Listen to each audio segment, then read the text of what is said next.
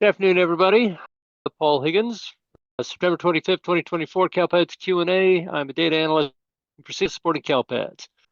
Okay, so for announcements, we have for the last 2 days been having the CALPADS quarterly meetings. I hope that you've all been attending. We've also been preparing locally for the 2024 Fall 1 submission, which is scheduled to go live next Wednesday, the first Wednesday in October, which defines Census Day. So our initial deadline for Fall 1 is December 13th, and we would like everyone to be SELPA approved by then, but obviously we recognize that may not be an option, but that is the preference. Then we will be closing it out by January 24th of this year, which will require a SELPA approval to be certified. The CALPADS user manual was demonstrated during the quarterly meetings by Angela, and she showed us all of the Fall 1 roadmap information and where it's all piled together, which was very nice. It was a very nice demonstration. I hope that you all had the opportunity to see it. But in that Fall 1 roadmap, it does contain the suggested milestones graphic, which we hope that you do adhere to because it does keep you on track to be certified at the correct time. I think we had a couple of we only had one CALPADS flash message, and that one was CALPADS Flash 288 with, it's up on the screen, and it is a 10-page omnibus of special ed updates. So very important to read, very important to kind of soak in. I'm doing that as we speak. I have not completely reviewed the whole thing and absorbed it, but I would recommend that everybody get a hold of that and take a look at it. The other two flashes that have come in are the CCGI Flash 1 and 2. So they're introducing a whole new Flash network here that will be separate from CALPADS flashes discussing CCGI information. And if you're not aware of what CCGI is, it was discussed in the quarterly meetings. But anyway, the CCGI flashes are available on numbers 1 and 2. And the introductory flash is up on the screen, and I believe, is everybody who is subscribed to the CALPADS flash automatically subscribed to the CCGI flash? I wasn't clear on that. That's my understanding, yes. Okay, yes. Yeah.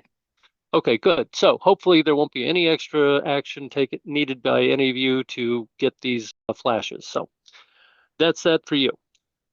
Moving on to Angela, do you have any updates for builds, bugs, anything coming up for Fall 1, what we can expect in the next week? Yeah, Fall 1 is right around the corner. Next week, next Wednesday.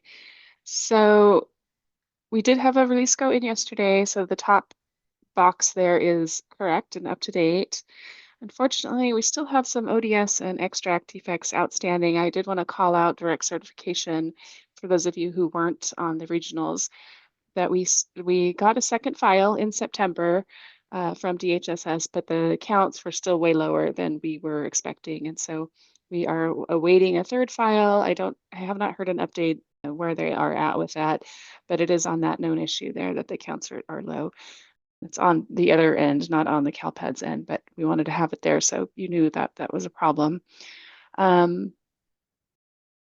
We are talking about running Fall 1's revisions over the weekend so that come Wednesday, excuse me, the 2nd, everybody will have a revision. So get, right out of the jump, have something to work on. I do have a concern about that because we have one more release going in the day before. A few more fixes going in for Fall 1 certification reports and stuff. So well, likely we'll run them over the weekend, but just, you'll probably have better results by October 2nd. Hey, nothing ventured, nothing gained. And the data discrepancy jobs will be running, so you already have kind of an insight as to what's going on, hopefully. Yeah, the data discrepancy is a really good point. Who's driving for us today? That's me. Thanks, Gary. You're anticipating my needs. So for Fall 1, it seems like every week we're adding a new batch of data discrepancies. We're converting the old legacy certification validations over to these data discrepancies so that they are viewable right now. So if you click apply filter, don't show any students, but just show the summary grid there. There should be some, yeah, there we go, that there's a lot of errors triggering now. So that's going to be the same errors you will see once we do start running revisions. So you can get ahead of that and start working on those now. Doing the same thing for fall 2. We talked about that at the regionals, but those are still a work in progress. All righty. Sean, did you have anything for the group? Nope. All right. Moving on. It's been a long day, Paul. It's been a long 2 days. Yeah. All right. You've already shared everything you want to share with the group for the time being. Got it. I was on the question 1. I really was. So I was like, okay, get through. All right. So let's just move on over to the questions themselves. So question 1 is from Soraya 301, and it I'm starts sorry, out. Paul. Go back. That's okay. The CCGI letter went out. We said the flashes went out, but the letter is also out. To superintendents. Yes. Right. And is that Thank you. posted on the CDE website, Sean? I can't remember if Wendy did or not. Okay. I know she posted the flashes, but no, the letter just went out last night. Right? Oh, okay. Okay. And so I don't think she's had time to post the letter. So they can anticipate finding that letter probably on the CDE communications page. That's correct. Yeah, it's not there yet. I just checked, but the CCGI flashes are. So that's nice. Yes. Thank you. And thank you, Wendy. All right, moving over to the questions and answers box. Soraya 301 Q1. Sorry, Dominic. Follow up to my question in the regional meeting today. For the 10/15/24 annual determination letter poll, we understand that the students being monitored are the same ones from the 2/13/24 poll, aka 23/24 Fall 1 Census Day students. Our follow-up question is, when we pull the 16.21 to review the student statuses, what as of date should we use? Hi, Soraya. No worries. The date should be, or you can use 10/15/24 as your as of date. When you're generating 16/21, that should show you the most up-to-date information. Be sure also that you're selecting academic year 2024-25 in the filters as well. Thank you, Dominic. Hope at 302 Q1. Can middle school course settings include VAPA courses, VAPA? And I have to admit my ignorance as to what a VAPA course is. Visual and Performing Arts. Oh, look at you. And so I got a little friend in the class right now, so she was telling me about it. So this question was asked during the Q&A, and I provided the answer. So it depends. And also, I'm not seeing these. Paul, am I doing something wrong? Are you under Q&A, Sean? Yeah, I'm under Q&A, and I see Doug Hawkins as 301 as the first question, but I don't see Soraya's or. Yeah, Doug is 303. I'm sorry, I see, 303, and then above it I have Anonymous, Soraya, and Hope, and then we just closed out another one. Okay, So it I could don't have know been where just, mine went I'm not wrong sure. then either, but okay. So to answer, it depends, because you're speaking of course settings. And so that's the key portion that we need to know. Middle school course settings. Gary's driving. Gary, if you can pop over to the FAQs. FAQs, okay. And show, if you just highlight course settings there for middle school, or just Control F and then core. And so that's why we needed more information to best answer this question. My answer was literally yes, yes, and no. And so it depends on the teacher's credentialing. So this is what a middle school course setting looks like. And so that was the most concerning portion that she put in for me. because core setting versus middle school core setting are two different things.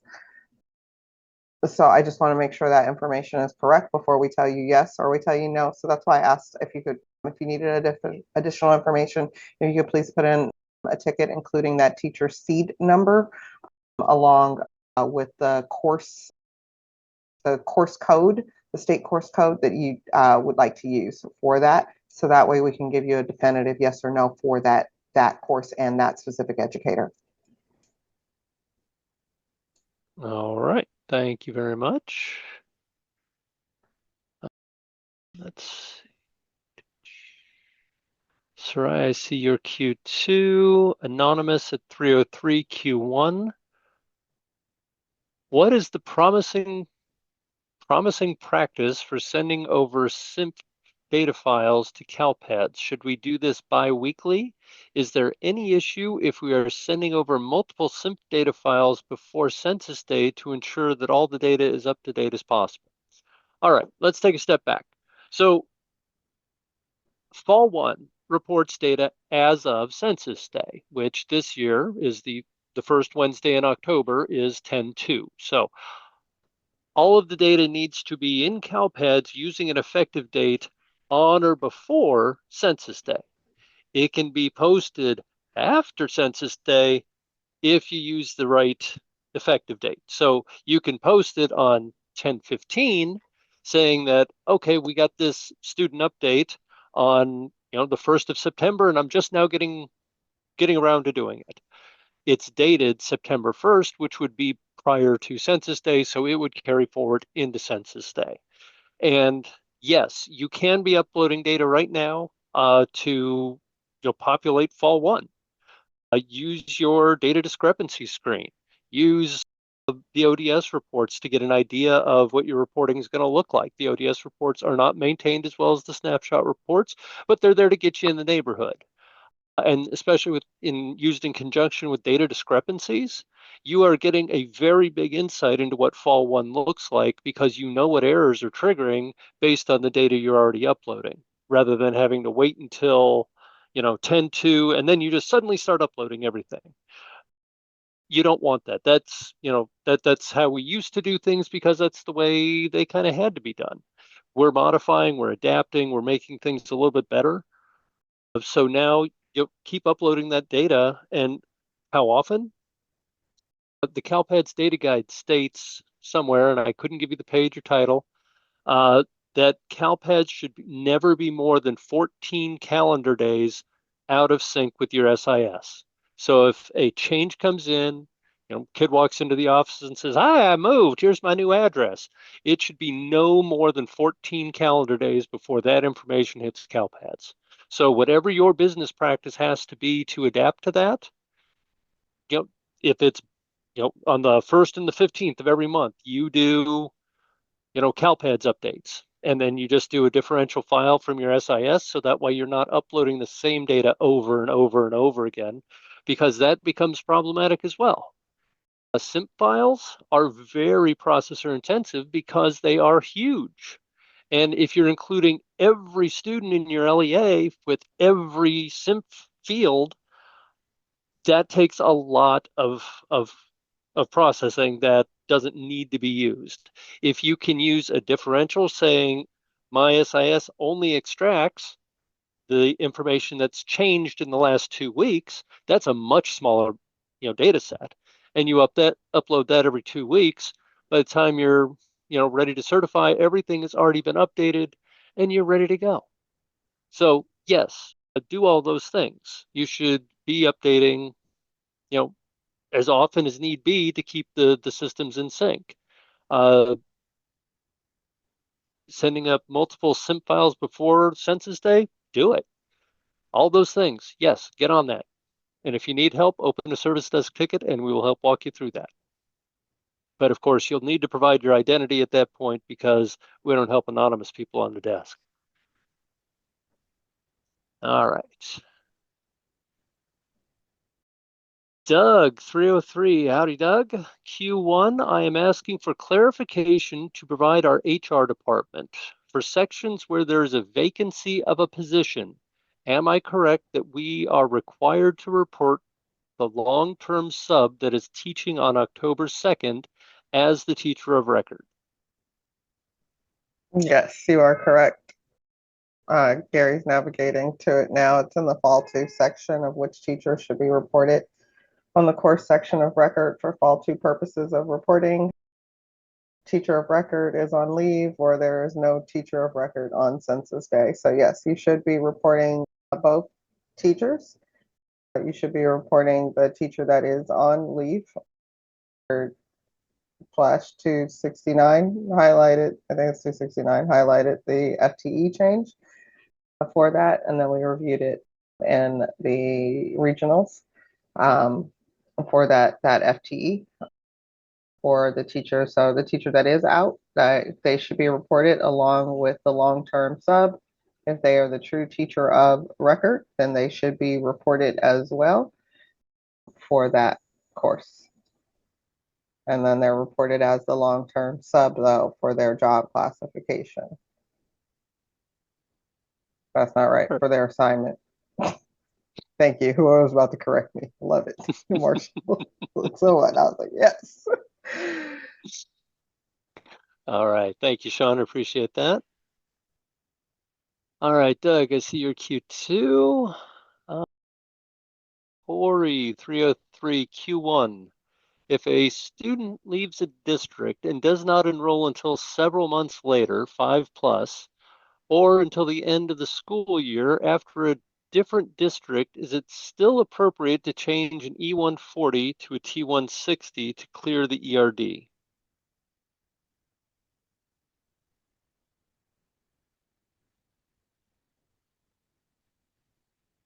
I thought that was a local decision.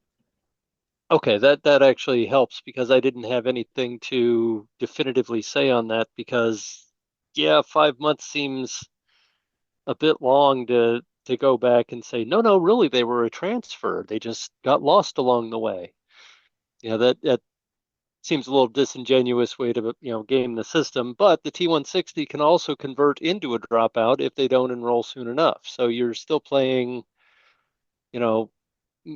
when are they going to be identified as a dropout? If they don't enroll in that different district, when you do change it to a T160, you're still going to have that ERD. It's just going to flip to a lost transfer, which I don't remember the type code on that. But Sean, if you say that's a local decision, then I will stand by that. I thought it was a local decision based upon the SARB process that the LEA might have needed to go through in order to get that student to come back into school. So it would be like reflective of that. So if I recall Martha's guidance correctly, I remember it being a local decision. Okie dokie. Moving on to Anna at 303 Q1. I have a question about one of our SPED students. He was enrolled with us under a primary enrollment code from 8/21 through, and now his parents have withdrawn him. However, he has been enrolled in another school since 8/19 under the same primary enrollment code and is reportedly in the home hospital program there. Can a student be enrolled in 2 schools simultaneously? Our school provides an independent study program with a signed master agreement, and he's been actively participating in all required activities, including receiving SPED services. Given the work that has been completed, it doesn't seem fair to drop him as a no-show. Could you advise whether we can claim ADA for this time with him, or should it only be claimed by the one school?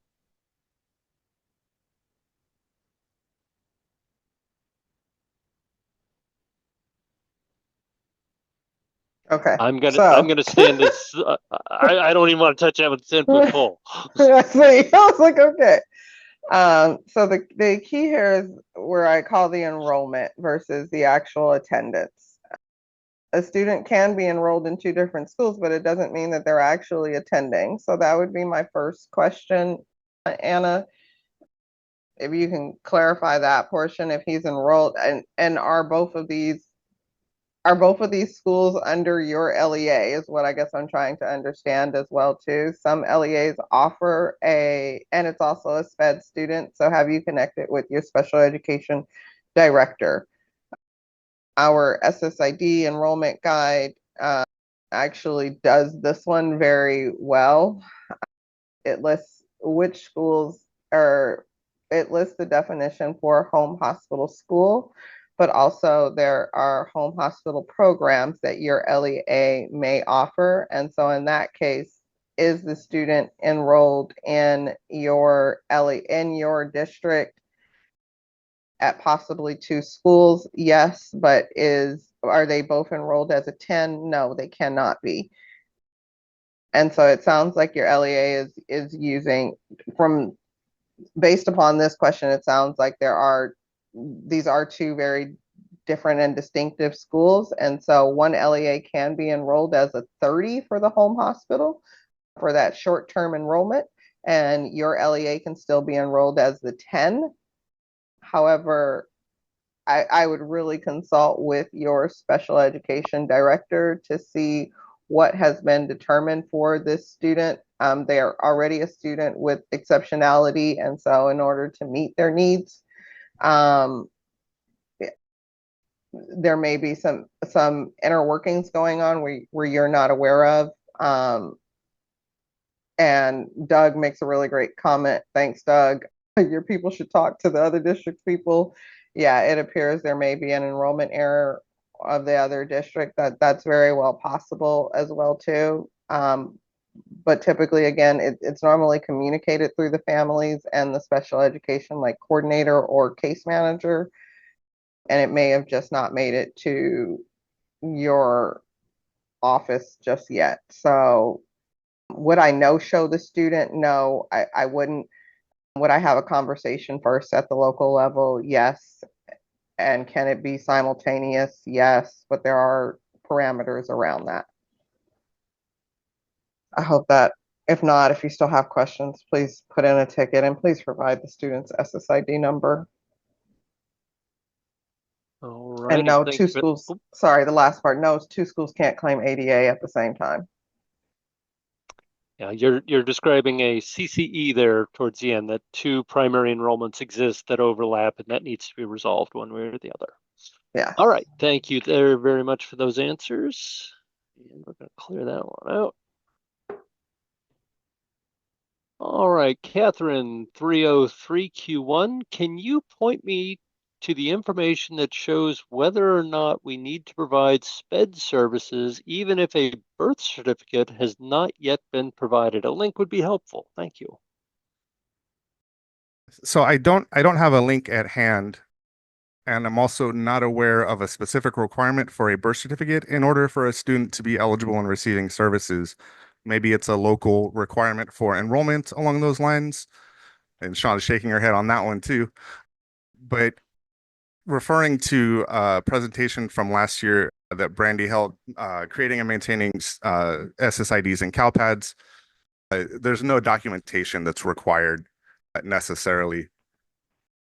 As I was scrambling to find information about this, I stumbled upon a foster youth guidance that states that even if a foster student does not have all of the documentation required to enroll, they're still entitled to enroll and receive their education without providing that documentation. So I would believe that special education is the same way.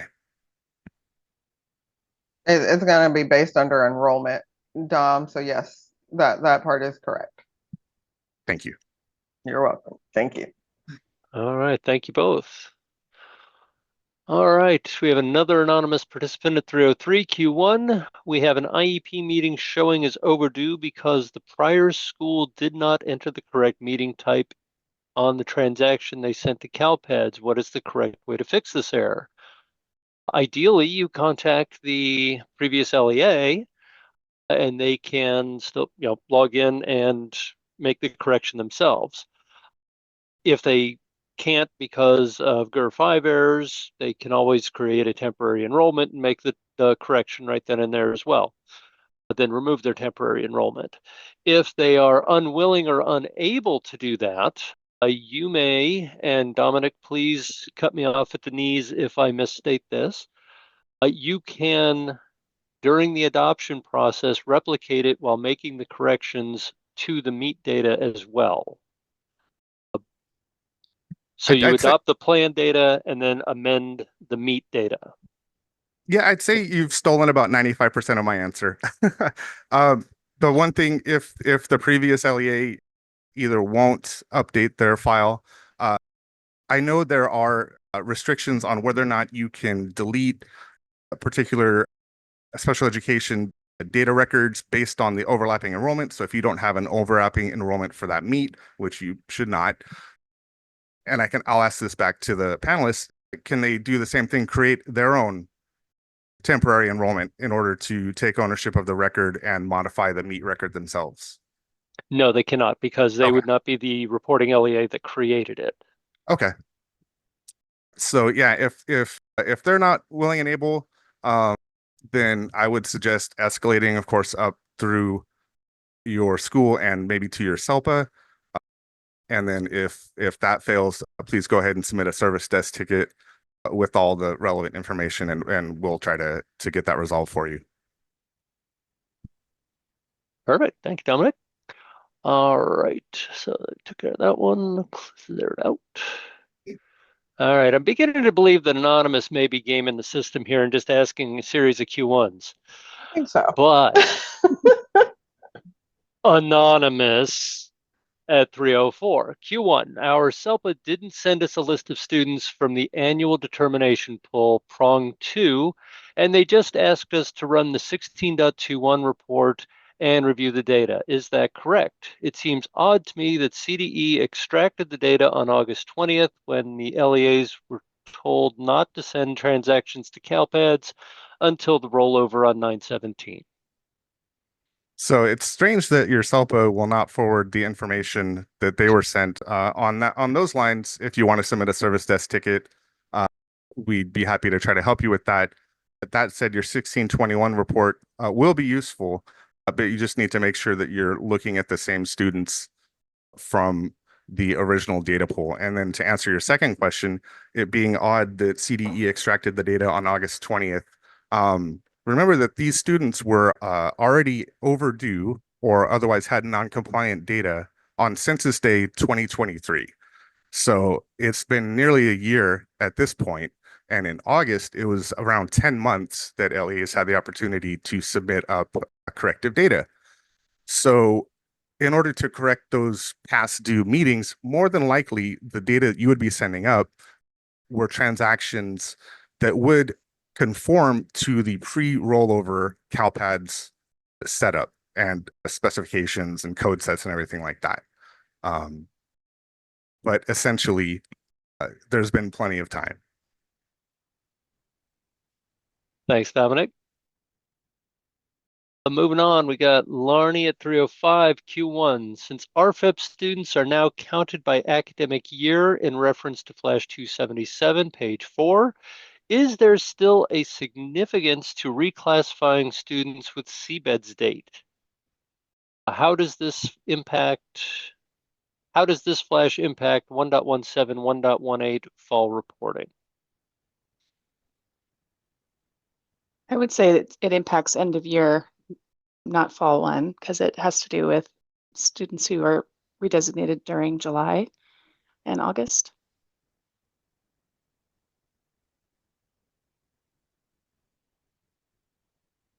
And And Rebecca I just, don't understand the sorry. portion where she says, is there a significance of reclassifying students with CBEDS? And for that, I think she means for census day learning of the 10-2 or first Wednesday. And so you're reclassifying students as they come in, not with just census day. So you're reclassifying them with the date that they were actually reclassified on. Yeah, Rebecca's got some good follow-up. She does. Let me read that out because I thought that was good too. Rebecca from Fresno COE responded with, from CDE Multilingual Department, when When should the student be reclassified to Fluent English Proficiency RFEP? Reclassification should take place as soon as the student meets all 4 criteria per locally established policy at any time during the academic year. In order to be included in the RFEP count for the current year, reclassification must be reported in CALPADS launch in CALPADS prior to June 30th. The official RFEP count is based on the count of students reclassified during the school year from July 1 to June 30th. And there's also a link right below that. So that was, I thought, worthwhile. Thanks, Rebecca. That's from our BCN meetings, BSN. I don't know the acronym right now. And Evan, I know he shared that out in the last Dan meeting for LACO too. So thank you. I appreciate you both. You all. Yeah. All right, we're going down to 306. Eva, Q1. My HR department asked if there are specific CALPADS course codes to use for courses we do not want to report to the state. Locally, we use 6012, but we are wondering if there are specific CALPADS codes that would work. I believe that if you submit an active code, and you enroll students in that course, so you put up a CRSE record and follow it on with an SCSE record, enrolling students in it, it is reported. In the instances where you have the courses for the itinerant teachers where they are the teacher of record, you don't need the SCSE data, but it is still reported on, and I don't remember the report number, but just to show that the course is being taught. So I don't know of any suppressed state course codes. My brain is a little tired this afternoon, but I have a vague recollection of 6012 being set aside for vendors exclusively. That a long time ago we said, okay, you vendors can use this as your junk code, like of stuff that you don't want to send to CALPADS. Sean, is that ringing a bell for you at all? That actually is, and I was like trying to find something to say the same thing. So I couldn't find it either, but I'm glad we're both remembering that. Yeah, so it wasn't an official course code in the CALPADS code sets, but it was just something we said, here, vendors, you can use this. Exactly. I don't know if vendors are still doing so. But I just got an Aries user just texted and said 6012 is not extracted. Okay, so yeah, so that's an SIS question then, Eva. Just because we know that Aries is doing it, I don't know what SIS you use. So I would just ask that to your SIS, so just to be clear if they're still utilizing that as well. And if so, yes. Okie doke. So I don't understand the second part of that question that you put in because you needed it. Okay. She needed to explain something for CalSAS, she was saying. And so if it's a CalSAS determination, then you might want to put in a ticket then with that teacher's seed and explain what it is they're actually, so we can view how you put that teacher in, because you didn't put them in with a 6012 then, you put them in utilizing some other either job description or not job description, job classification and assignment. So for those, if it's for monitoring purposes, I would put in a ticket, and typically those get assigned over to me. Okay, thank you. I bounced it between multiple categories here and it never showed back up in the open question. So I apologize for that. Don't worry. All right. I was entertained. I was in the background here having fun. Okay. All right, we're back to our anonymous Q1 again. Is CTC CDE providing training for new HR and credential staff members? Okay, so CTC is a different organization from CDE. They are both government organizations, but we do two totally different separate things. And I don't. I only know their building recently moved, but where so I have no idea. So you'd want to reach out to Anonymous. You'd want to reach out to CTC to see if they are providing trainings specifically for credentialing and staff members, new staff members. I am not privy to that information to be able to provide you anything. I actually did try and look on their website. I couldn't readily find anything in the 2 minutes in this call that I had time to look. So, but that's not a whole lot of time though either. If any of the COEs, if you got an answer for Anonymous, go for it. You may put them on the track of Fall 2 training as well, just so they understand the context that they're working in. But it won't be specific to CTE's assignment monitoring necessarily. I know Yeah. CTC also has their nice little web page, web tool, saying, hey, my guy has these credentials. What can he teach? That kind of thing. So I'll put the resources from the Fall 2 section of the regional in there. There are a plethora of resources, Anonymous, but again, credentialing is a large area, and so not knowing what, I don't know if we're guiding you in the right place though, but we will gladly share. All right, I'll leave that question alone. You can start pasting stuff in there. Let's see. Where were we at? All right, 309. Is that Lori Willis? Lori? Q1, if we ran a DC extract in August, should the counts have been accurate as of that time? I don't believe we had an issue with the August DC, which was aggregating all of July. Our problem has recently been in the September DC extract, which was aggregating all of August. So August was accurate for all of July, yes.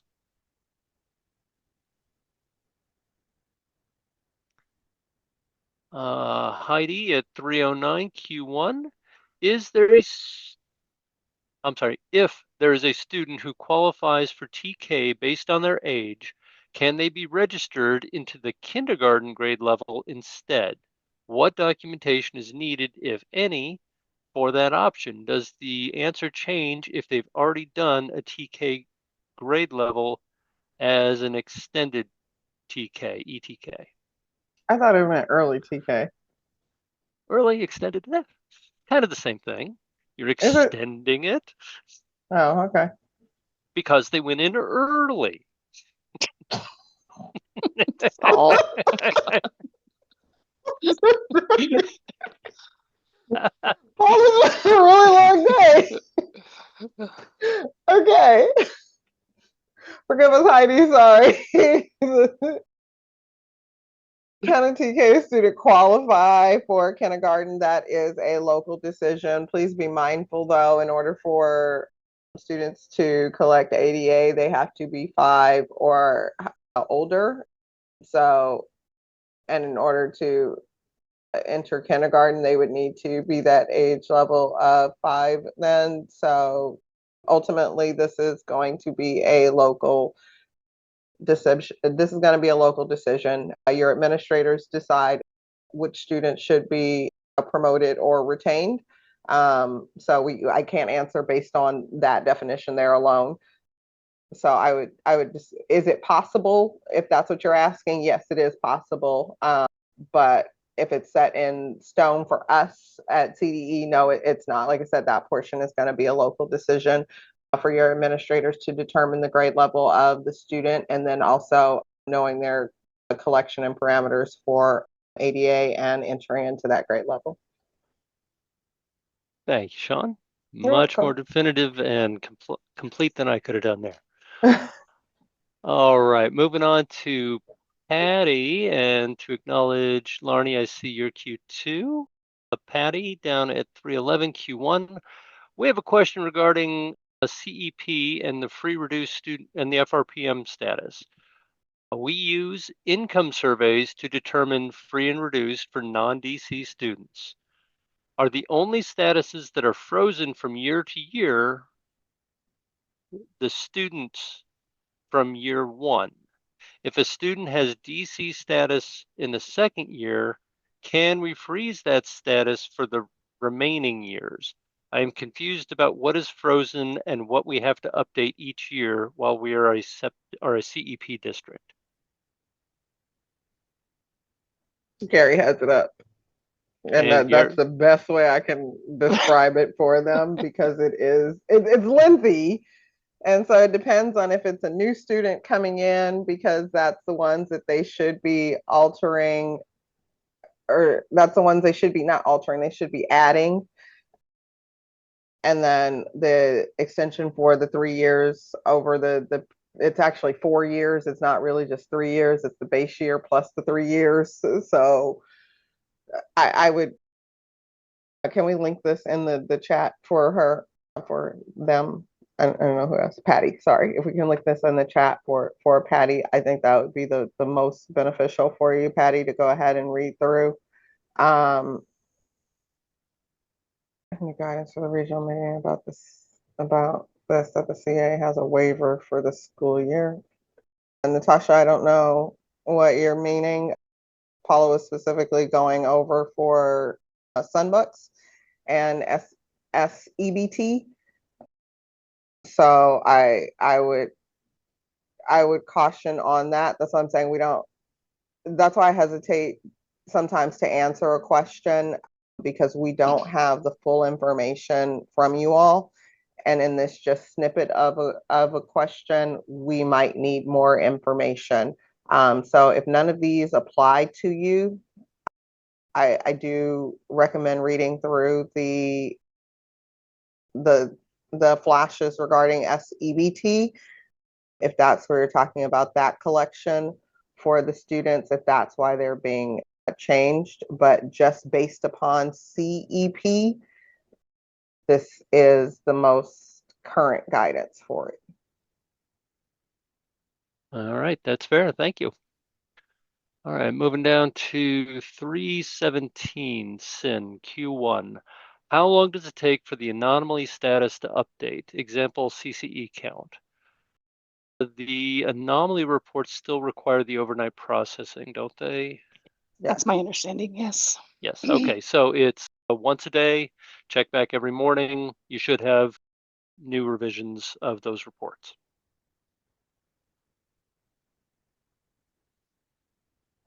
All right, Eva, I see your Q2. Stephanie at 318, Q1. Hi, Angela. I heard you talking about the cert files when I signed in. You said something about a third file. Can you repeat? Sure. We received the direct certification file from DHSS the first week of September. Something was wrong with it. There were a lot fewer students than we were expecting. So we got a second file from them on the 20th, and it still had the same problem. So I believe that we are waiting for a new file from them. And Sean, I don't know if you've heard anything more from that. There's possibly some sitting in my email, but I haven't gotten to it just yet. I'm sorry. But we recognize it's deficient, and it is on our known issues there. Gary has it up on his screen. No workaround for that one. That file was not complete that we got from DHSS. So what's loaded doesn't have enough information in there.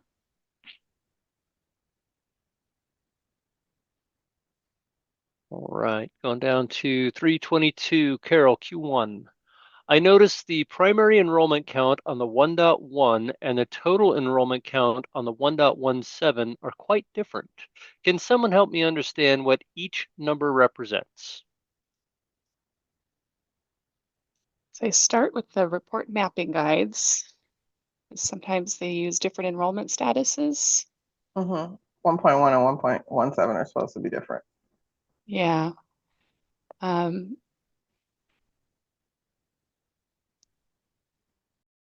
Maybe, oh, Gary's navigating. So let's Can you go back, Gary, and I'll talk through what you're doing?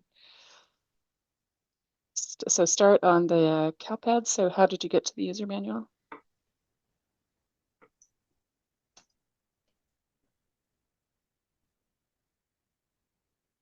So Carol, watch what Gary's doing here. From the left-hand navigation, he's under Help, and he clicks on User Manual. And then under Functionality Map, Reports, Snapshot ODS Reports, and under Fall 1 Report Mapping Guides, you can check the flavors of 1.1 versus 1.17. So off the top of my head, I know that 1.1 includes short-term enrollments. It has the selection criteria and how the students are being counted. And if it still doesn't make sense to you on how the students got aggregated onto those reports, put in a ticket and we will help you walk you through that. And if it's ODS, it could be a bug because both of those are part of that new ODS functionality where it's updating in real time. So if we go to back to the known issues, Gary, do we have anything on 1.1 or 1. I know we have 1.1 on 1.17, I think. Or we did. How old is that one?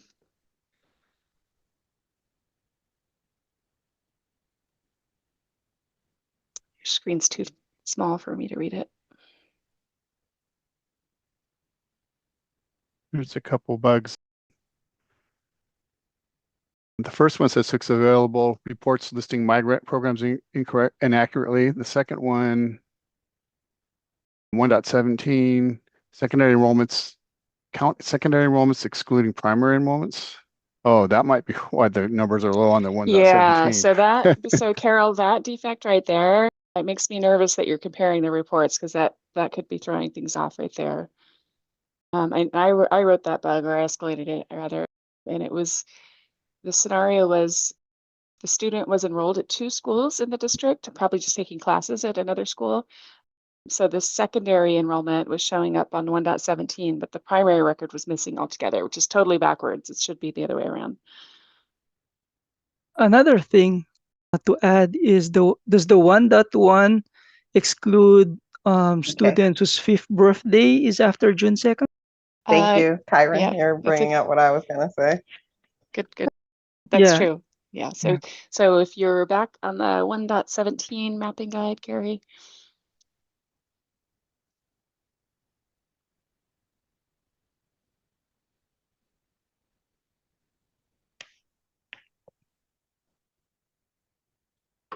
And under the basic selection criteria, there you go.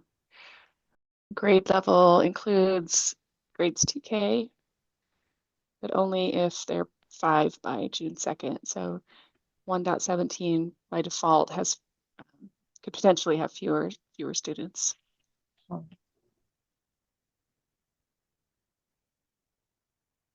right, thank you all for that. I'm gonna clear that one out. Boom. Jennifer, 324 Q1. Is it safe to assume? No, never. Is it safe to assume the certified students in the current direct cert extracts are correct, and it is just that the non-certified students may be certified, but showing as not certified? Not safe to assume that. See, told you. All right, Chantal at 325 Q1. If a student submits an alternative income form and is identified for a free lunch, then is DC as reduced, should we update them from free to reduced? If you qualified them as free based on the income submission form, I believe that either way, if the better deal for the student always overrides the other one. So if you identified them as free, keep them as free. If DC identified them as free and you had them as reduced, give them the free. That's my understanding, just on a principles-based level of what's expected there.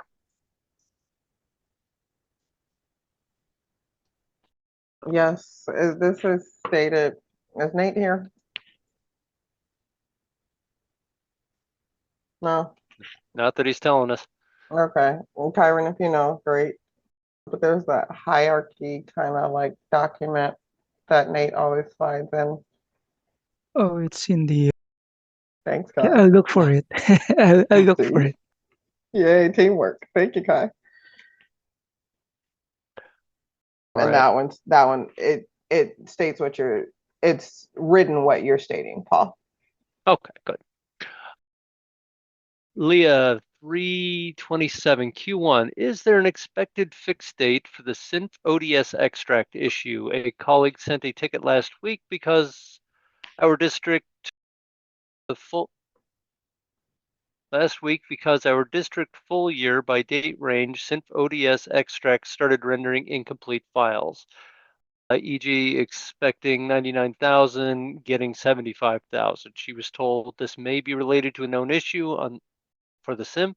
Is it known issue 6966? It is now a week later, and we are getting even fewer records than expected, just 26,000 now for the full year. We rely heavily on the ODS extract to update our CALPADS data in a timely and accurate manner. Thank you. So 6966, no, is not related to that. I did find your ticket, and I will ask the agent to follow after this call, okay?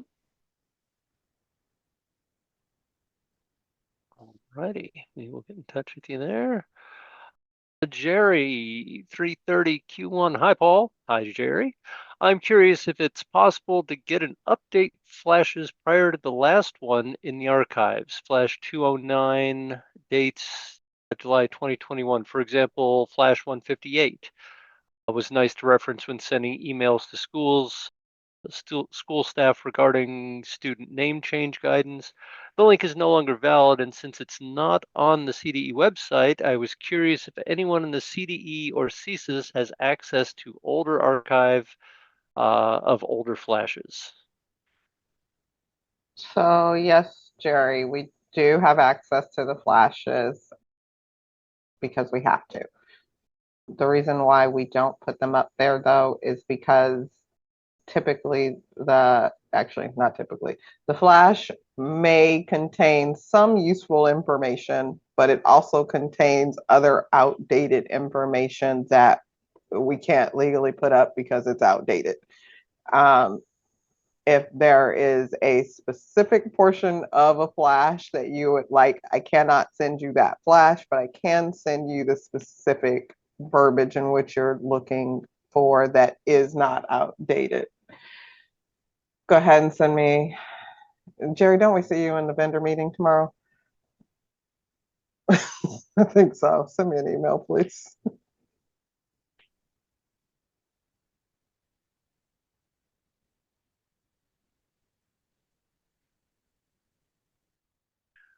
All right.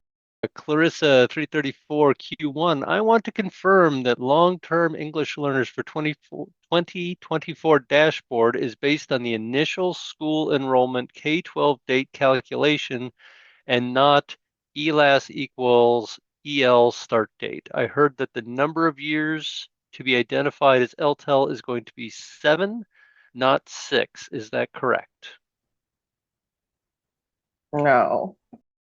The LTEL calculation for dashboard, that calculation will be determined by our accountability division. And once we have that information, Clarissa, we will put it out for dashboard. It is already out, and Clarissa, can you do me a favor? Can you submit that one as a ticket, because Paula and I need to discuss. So if you can submit that one as a ticket, so then that way it gets our conversation going, that would be great. And Rebecca is saying correct for ed code, but Rebecca, I believe that's for data quest, not dashboard.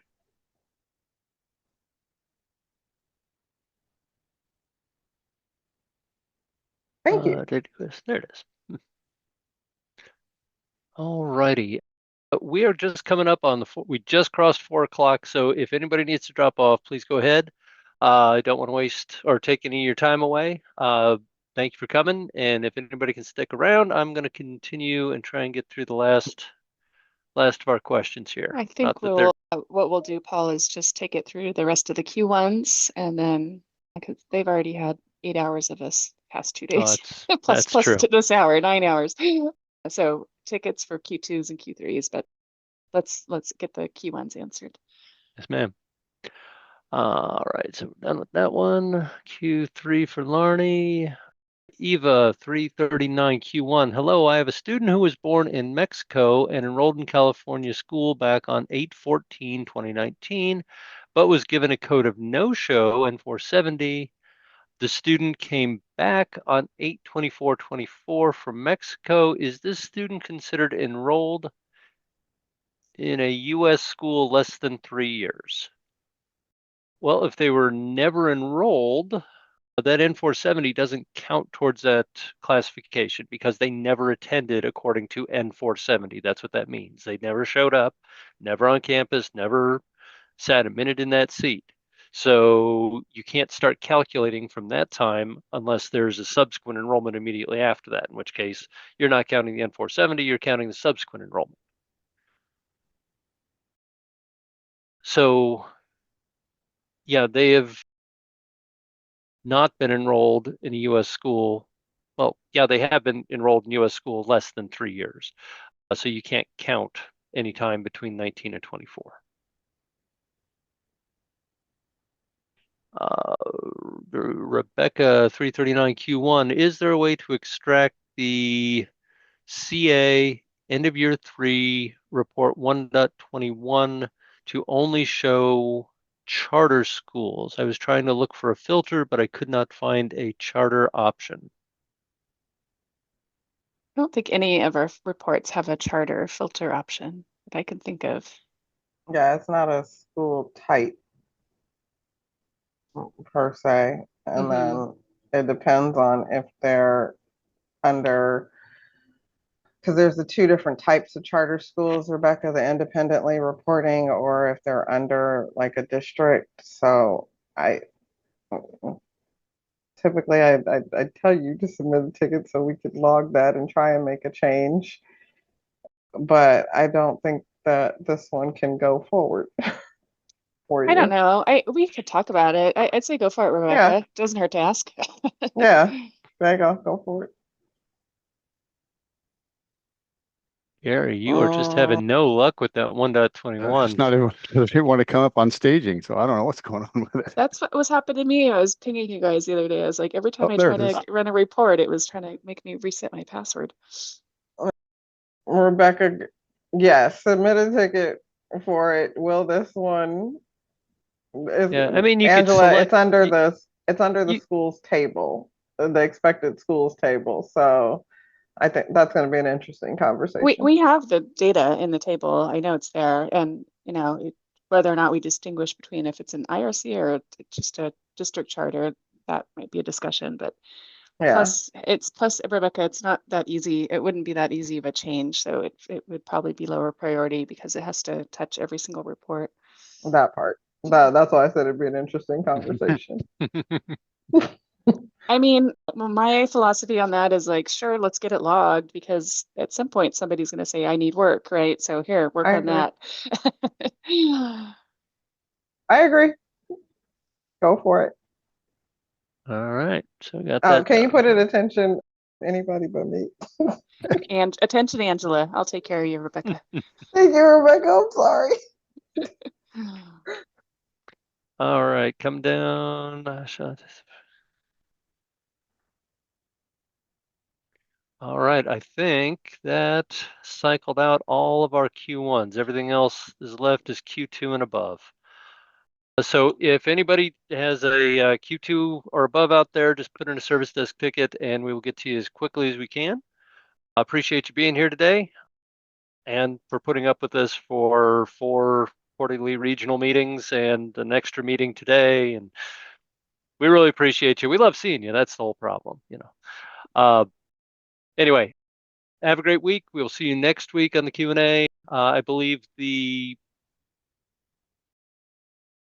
CDE SPEDS office hours on Monday is correct. Is that? No, No. We're off. Yeah, we're Yeah. off. Okay, on you're that. off. So Monday. it's the following Monday. Okay, I just Yeah. wanted to be sure. and Oh, then thank And you. then we will be here Wednesday. the following Monday is the kickoff for weekly SPED office hours, right? We're gonna Yes. go back to Yeah. every Once the Monday. window opens, we'll be here every Monday. Got it. Well, I Okay. look forward to seeing you guys on Information Day. All right, everybody. Have a See- great week, and see we you will next see you week. next time.